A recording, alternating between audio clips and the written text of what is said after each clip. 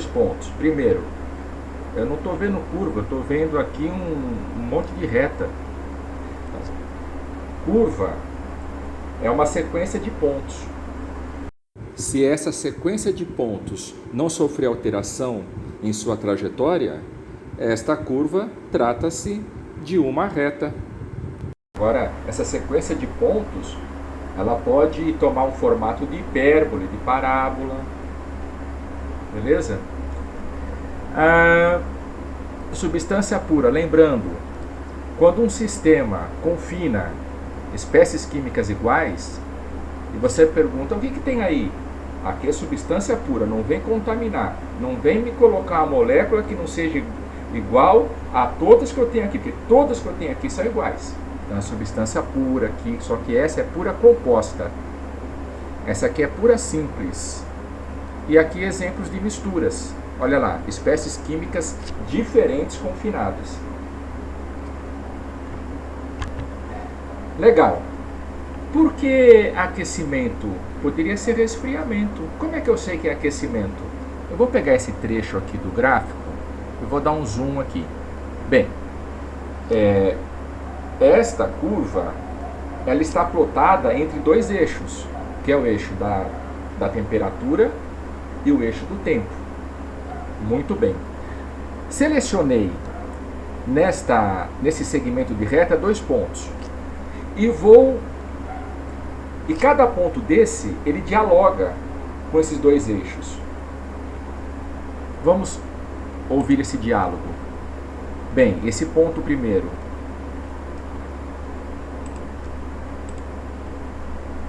Dialogando com o eixo do tempo. Dialogando com o eixo da temperatura. O outro ponto dialoga com o eixo do tempo e também dialoga com o eixo da temperatura. Legal. O que aconteceu aqui, olha, daqui para cá, o tempo avançou. Essa amostra permaneceu sujeita à fonte de calor por um intervalo de tempo. E nesse intervalo de tempo, como é que se comportou a temperatura desta amostra, dessa substância? Opa, a temperatura se elevou. Portanto, curva de aquecimento e não de resfriamento. Calor sensível e calor latente. Calor sensível. Bem, uma determinada amostra dessa substância pura foi sujeita a uma fonte de calor externa. E então ela ficou recebendo calor durante um intervalo de tempo. Bom, o calor que essas moléculas se apropriaram para se locomoverem mais rapidamente, ou seja, para que elas tivessem um aumento em suas energias cinéticas vibracionais, é chamado de calor sensível. Se você tem uma amostra d'água, coloca um termômetro ali, ele vai aferir uma determinada temperatura. Temperatura que você tirou a água da torneira ali. Se você expõe essa amostra d'água, sujeita ela a receber calor da chama de um fogão, por exemplo, não precisa nem esperar ferver. Depois de um certo tempo, mergulhe o termômetro de novo ali. Ele vai aferir uma temperatura maior. Em nível microscópico, o que isso significa? O radar é como se fosse um termômetro O termômetro é como se fosse um radar da estrada. Ele quantifica, ele me mostra quão rápida ou quão devagar essas moléculas estão se locomovendo. Então, elas absorveram aquele calor e utilizaram aquele calor para se movimentarem mais rápido. Acontece que em determinados intervalos de tempo, por exemplo, no intervalo B e no intervalo D, o calor recebido por essas moléculas que compõem essa amostra foi direcionado não para que elas se movimentassem mais rapidamente, e sim para que elas se distanciassem cada vez mais uma das outras. Então, este calor ele, no caso de uma curva de aquecimento, é servido para desagregar as moléculas. Como assim? Torná-las mais afastadas umas das outras, chamado de calor latente. O estado de agregação dos constituintes da matéria tem tudo a ver com o estado físico na qual ela se encontra. Quanto mais afastadas elas estiverem, elas estão caminhando para o estado físico do que? Líquido, gasoso. Quanto mais próximas elas estiverem, quanto mais agregadas elas estiverem, elas caminham do gasoso para o líquido e do líquido para o sólido. Ok?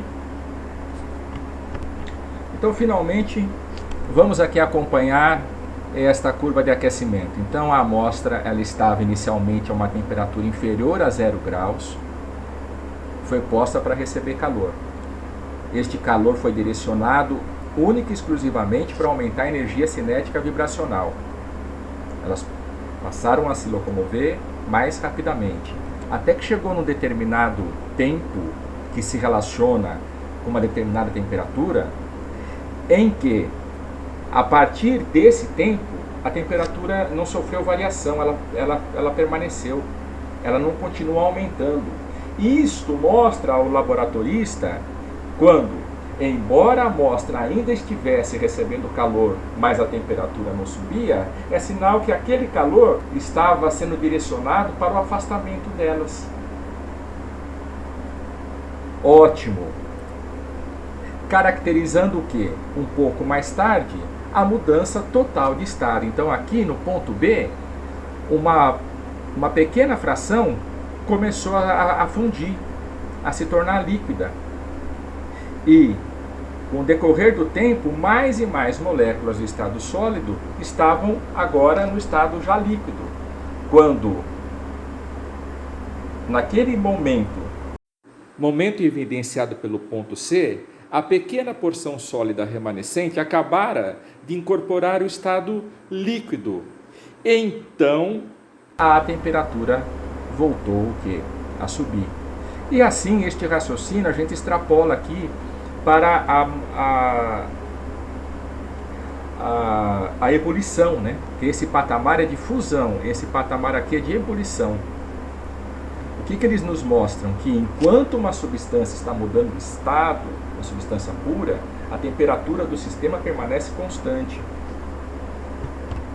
Já aqui no ponto E, que se relaciona com o tempo e com uma determinada temperatura, que nós vamos chamar aqui de temperatura de ebulição, essa aqui é a temperatura de fusão, no ponto E, neste momento, todas as moléculas daquele sistema já se encontravam na fase de vapor, de gás. E aí a temperatura voltou a subir até entrar em consonância com a temperatura externa, com a temperatura da fonte de calor.